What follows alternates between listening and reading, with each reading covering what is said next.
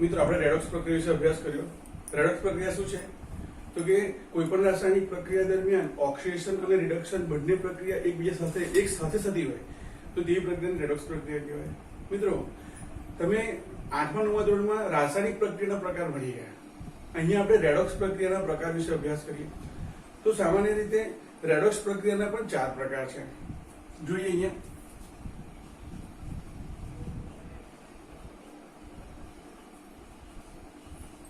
Redox प्रक्रिया प्रकार number 1 संयोगीकरण प्रक्रिया। शब्द समझावे छे संयोग थो भेगा थो संयोगीकरण रेडॉक्स प्रक्रिया આપણે લખ્યું ખરી संयोगीकरण प्रक्रिया। नंबर 2 विघटन प्रक्रिया छूटा पड़वानी प्रक्रिया। नंबर 3 विस्थापन प्रक्रिया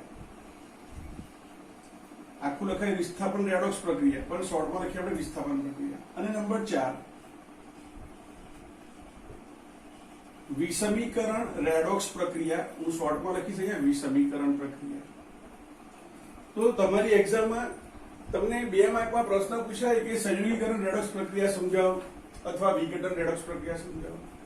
विस्थापन रेडॉक्स प्रक्रिया पूछाय तो 3 मार्क में हशे। विषमीकरण प्रक्रिया छे 2 मार्क्स में हशे अथवा 3 मार्क में पण होई शके पण पहली बे छे 2 मार्क्स में ज हशे। तो क्वेश्चन જોઈએ આપણે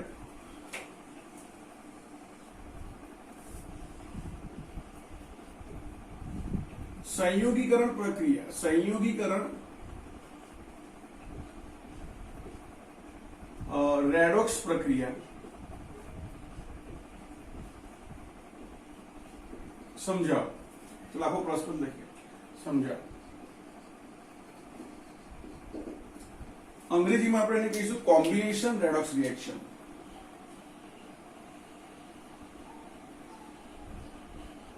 કોમ્બિનેશન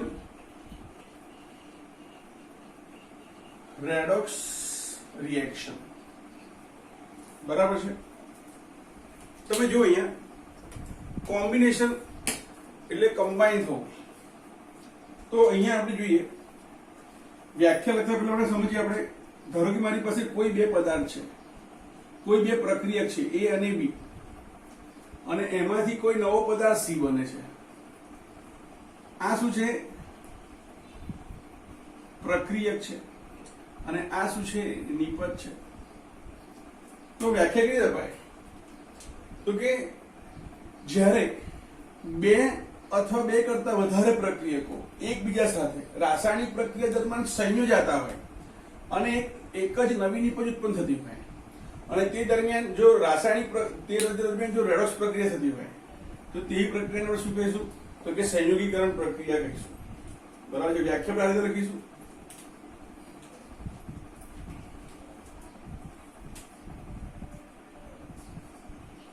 જ્યારે 2 કે તેથી વધુ પ્રક્રિયકો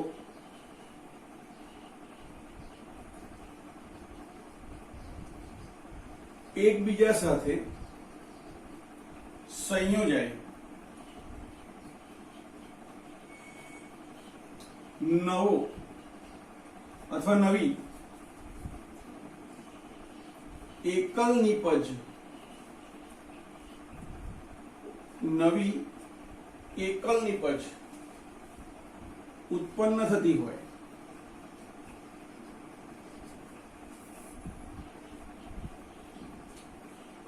बराबर है। तो ते रेडॉक्स प्रक्रिया ने संयोगीकरण रेडॉक्स प्रक्रिया कहे छे। रेडॉक्स प्रक्रिया कहे छे। एग्जाम्पल જોઈએ આપણે તો सपोज મેગ્નેશિયમ ધાતુ છે। મેગ્નેશિયમ ધાતુ જ્યારે હાઇડ્રોજન સાથે પ્રક્રિયા કરે છે અથવા નાઇટ્રોજન સાથે પ્રક્રિયા કરે છે, હાઇડ્રોજન સાથે હાઇડ્રેટ આપશે, નાઇટ્રોજન સાથે નાઇટ્રેટ આપશે,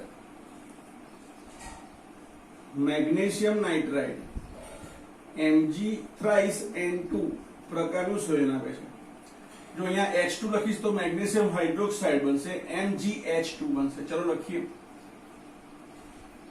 magnesium solid plus hydrogen gas gives magnesium hydride solid. બરાબર છે. બીજું એક્ઝામ્પલ લઈએ આપણે.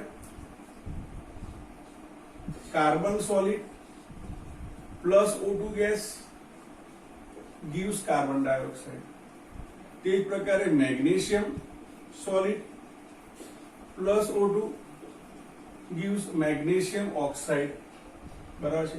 એમાં 2 ટાઈપ્સ લખવા પડશે કારણ કે એક મેગ્નેશિયમ એક ઓક્સિજન સાથે જોડાય છે. બરાબર છે. આમ જે રેડોક્સ પ્રક્રિયા દરમિયાન એક જ પ્રકારનો પદાર્થ નો પ્રક્રિયકની નિપજ, એક જ પ્રકારની નિપજ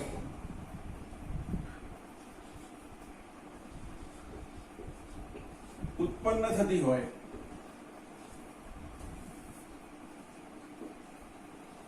તો તે કોમ્બિનેશન રેડોક્સ રિએક્શન છે. કોમ્બિનેશન અથવા સંયોગીકરણ રેડોક્સ પ્રક્રિયા છે તેમ કહેવાય. હવે અહીંયા આપણે લઈએ. હવે તો જો અહીંયા દરેક પ્રક્રિયાની અંદર ઓછામાં ઓછો એક કેવો છે તો કે તત્વ સ્વરૂપે હોવો જોઈએ, એટલે કે બિન સંયોજિત એક, ઓછામાં ઓછો એક પ્રક્રિયા બિન સંયોજિત હોવો જોઈએ. અહીંયા બધા જ બિન સંયોજિત છે. બરાબર છે. હવે શું કહે છે તો આમ કહી શકાય કે આમ દહન પ્રક્રિયા એ સંયોગીકરણ રેડોક્સ પ્રક્રિયા દર્શાવે છે. પરંતુ બધી જ દહન પ્રક્રિયા સંયોગીકરણ પ્રક્રિયા હોતી નથી.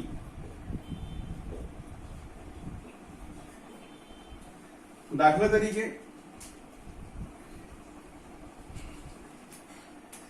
તરીકે તો કે સપોઝ મિથેન ગેસ છે, CH4 ગેસ છે, અને એને તમે સળગાવો છો, એનું દહન કરો છો, તો તે દરમિયાન કાર્બન ડાયોક્સાઇડ વાયુ બને છે અને પાણી ઉત્પન્ન થાય છે, જે લિક્વિડ ગેસિયસમાં હોય અને તે લિક્વિડમાં કન્વર્ટ થાય, ઠંડુ પડે. તો આ પ્રક્રિયાની અંદર એક કરતા વધારે નિપજ બને છે. તેથી કહી શકાય કે આ પ્રક્રિયા બરાબર છે એ રેડોક્સ પ્રક્રિયા છે, પરંતુ સંયોગીકરણ પ્રક્રિયા નથી. સંયોગીકરણ પ્રક્રિયા નથી. હવે તમે કહો સાહેબ રેડોક્સ પ્રક્રિયા કેવી રીતે સમજ પડતી નથી? તો તમે અહીંયા જુઓ. અહીંયા મેગ્નેશિયમ જે છે બરાબર છે એનો ઓક્સિડેશન કેટલો થશે? 0 થશે. નાઇટ્રોજન પણ મુક્ત અવસ્થામાં બિનશોષિત સ્વરૂપે જોવા મળે છે, એટલે N2 ઓક્સાઇડ પણ કેટલો થાય? 0. અહીંયા આ આયનિક પદાર્થ છે બરાબર છે. તો અહીંયા N છે, આજે 3 છે, N પર જશે અને 2 છે એ મેગ્નેશિયમ પર આવશે, એટલે Mg કેવો થશે? +2 થશે, અને નાઇટ્રોજન કેવો થશે? -3 થશે. તો તમે જો અહીંયા આપણે આને આ રીતે દર્શાવીશું.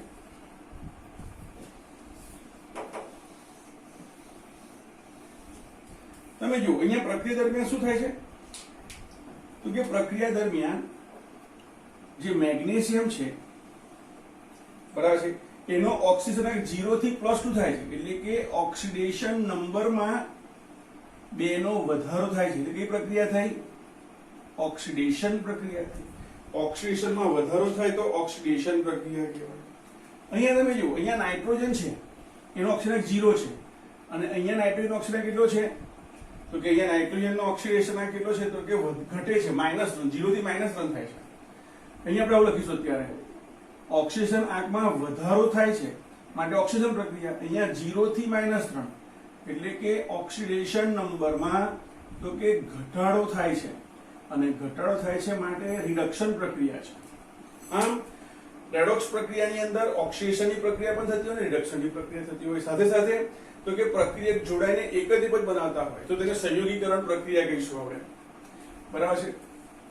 અહીંયા તમે જો CH4 બરાબર છે, અહીંયા H નો +1 આવે તો 4 + 1 એટલે +4 થાય. C + 4H = 0 તો 4 × 1 +4 એટલે તો -4 થાય. તો અહીંયા કાર્બન ઓક્સિજન કેટલો થયો? -4. હાઇડ્રોજનનો +1. ઓક્સિજન મુક્ત અવસ્થામાં વાયુ સ્વરૂપે જ હોય, O2 સ્વરૂપે જોવા મળે એટલે 0. ઓક્સિજનનો -2 તો 2 ના -4. ઓક્સિજનનો કેટલો લઈએ છીએ આપણે? -2. તો C + 2 ટાઈમ્સ ઓક્સિજન = 0. ઓક્સિજનનો -2 તો 2 ના -1 એટલે તો +4. તો અહીંયા કાર્બન +4 છે. હા, ઓક્સિજનનો -2 અને હાઇડ્રોજનનો +1. તો અહીંયા શું તમે જો અહીંયા 0 થી -2 થાય છે. ઓક્સિજન 0 છે, -2 થાય છે એટલે કે રિડક્શન પ્રક્રિયા થાય છે, ઓક્સિજનમાં ઘટાડો થાય છે.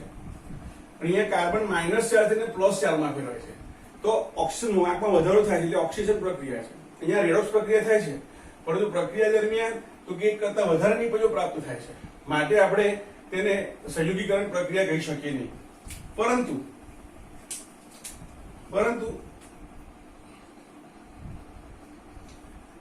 N2 gas plus 3H2 gas એમાંથી 2 એમોનિયા ગેસ બને છે. બરાબર છે. આ શું છે તો કે સંયોગીકરણ રેડોક્સ પ્રક્રિયા છે. કેમ પ્રક્રિયા છે? કારણ કે પ્રક્રિયા દરમિયાન એક જ પ્રકારની નિપજ પ્રાપ્ત થાય છે. બીજી પ્રક્રિયાનું ઉદાહરણ લઈએ. નંબર 2 ક્વેશ્ચનના ફોર્મમાં લખીએ આપણે.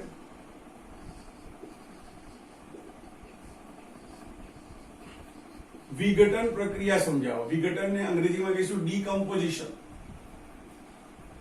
ડીકમ્પોઝિશન રિએક્શન, રેડોક્સ પ્રક્રિયા.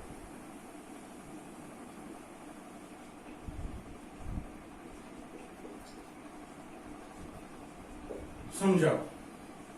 તો મિત્રો આપણે જે સંયોગીકરણ પ્રક્રિયા ભણી ગયા એની ઉલટી પ્રક્રિયાને શું કહેવાય? તો એને શું કહીશું આપણે? વિઘટન પ્રક્રિયા. દાખલા તરીકે આપણે લખીએ પહેલા તો કે આ પ્રક્રિયા કેવી છે? સંયોગીકરણ પ્રક્રિયાથી ઉલટા પ્રકારની અથવા વિરુદ્ધ પ્રકારની પ્રક્રિયા છે. અહીંયા બે જોડાઈને એક બને છે, અહીંયા એકમાંથી બે છૂટા પડે છે. બરાબર છે. એટલે લખીશું અહીંયા તો કે સંયોજન અથવા પ્રક્રિયકને ઊંચા તાપમાને ગરમ કરતા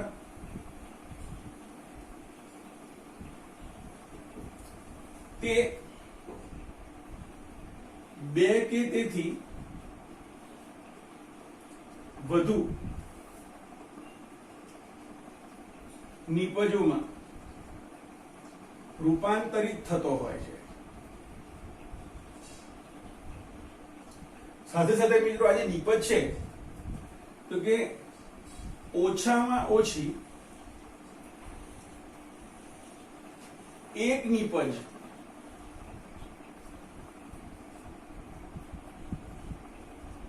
મુક્ત અવસ્થા સ્વરૂપે હોવી જોઈએ.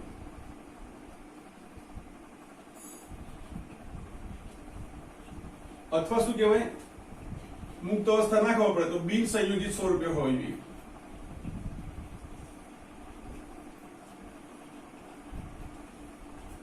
શા માટે? કારણ કે તો જ રેડોક્સ પ્રક્રિયા સરળતાથી થશે. એક્ઝામ્પલ લઈએ આપણે. બરાબર છે. તો ધારો કે મારી પાસે છે મેગ્નેશિયમ નાઇટ્રાઇડ Mg3N2 છે. બરાબર છે. હું એને ગરમ કરું છું તો ગરમ કરતા એમાંથી મેગ્નેશિયમ બને છે અને ડાયનાઇટ્રોજન ગેસ છૂટો પડે છે. બરાબર છે. બીજું એક્ઝામ્પલ લઈએ. ધારો કે પાણી H2O લિક્વિડ એને તમે ગરમ કરો છો ખૂબ જ ઊંચા તાપમાને, વાસ્તવમાં તો વિદ્યુત વિભાજન કરવું પડે, ગરમ કરો છો તો એમાંથી H2 ગેસ બને છે અને O2 ગેસ બને છે, બરાબર છે. પોટેશિયમ ક્લોરેટ KClO3, તમે 8મા 9મા ધોરણમાં ઓક્સિજનની બનાવટ ભણી ગયા પ્રયોગશાળામાં, તો પોટેશિયમ ક્લોરેટનો ઉપયોગ કરો છો, એને ગરમ કરો છો તો એમાંથી KCl બને છે અને ઓક્સિજન ગેસ છૂટવો પડે છે, બરાબર છે. તો અહીંયા હું 2 ટાઈમ્સ લખી દઉં તો 2 times KCl plus 3 times O2. આ બધી જ પ્રક્રિયા દરમિયાન તમે જુઓ શું થાય છે તો કે નાઇટ્રોજન છે એ કેવો છે, અહીંયા -3 છે, મેગ્નેશિયમ કેવો છે, +2 છે, અહીંયા મેગ્નેશિયમ 0 છે, અહીંયા નાઇટ્રોજન 0 છે. તો મેગ્નેશિયમ +2 થી મેગ્નેશિયમ 0 માં ફેરવાય છે, એટલે કઈ પ્રક્રિયા થઈ, +2 થી 0 ઓક્સિજનમાં ઘટાડો થયો, માટે રિડક્શન પ્રક્રિયા થઈ. અહીંયા -3 થી 0 થાય છે, એટલે કે -3 પછી -2 -1 અને 0 એટલે +3 એડ થયા, એટલે કે ઓક્સિજનમાં વધારો થાય છે. એટલે આ પ્રક્રિયા જે છે -3 થી 0 એ તો કે ઓક્સિજન પ્રક્રિયા દર્શાવે છે. આમ અહીંયા દરેકમાં અહીંયા આ -2 છે, આ +1 છે, આ 0 છે, આ પણ 0 છે, બરાબર છે. તો તમે આ રીતે તમે એનો સમજી શકો છો. હવે એવું કહી શકાય કે બધી જ વિઘટન પ્રક્રિયાઓ, યાદ રાખો મિત્રો, બધી જ વિઘટન પ્રક્રિયાઓ તો કે રેડોક્સ પ્રક્રિયા હોવી જરૂરી નથી.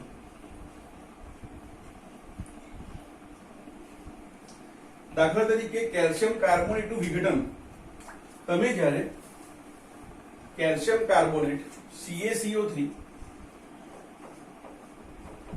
ની તમે જ્યારે ગરમ કરો છો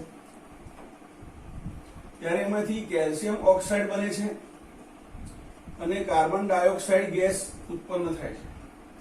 પણ આ પ્રક્રિયા રેડોક્સ પ્રક્રિયા જ નથી, બરાબર છે. તો એ વિઘટન રેડોક્સ પ્રક્રિયા થશે જ નહીં. કેવી રીતે ખબર પડે આપણને? તો તમે જુઓ, અહીંયા ઓક્સિજન નો -2 છે, કેલ્શિયમ બીજા સમૂહનું તત્વ છે એટલે હંમેશા +2 હશે. તો આપણે આવું લખી શકીએ Ca + C વત્તા 3 ટાઈમ્સ ઓક્સિજન બરાબર 0.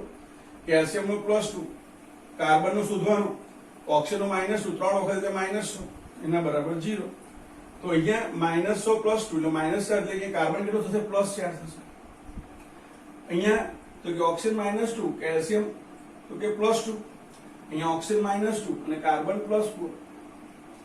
તો જો આ પ્રક્રિયા દરમિયાન કોઈ પણ તત્વના પરમાણુના ઓક્સિજનમાં કોઈ પણ પ્રકારનો ફેરફાર થતો નથી. કેલ્શિયમ +2 છે, +2 છે, કાર્બન +4, ઓક્સિજન -2 તો -2 છે. આમ કેલ્શિયમ કાર્બોનેટનું જે વિઘટન કરીએ છીએ એ પ્રક્રિયા વિઘટન પ્રક્રિયા છે, પરંતુ એને વિઘટન રેડોક્સ પ્રક્રિયા કહી શકાશે નહીં.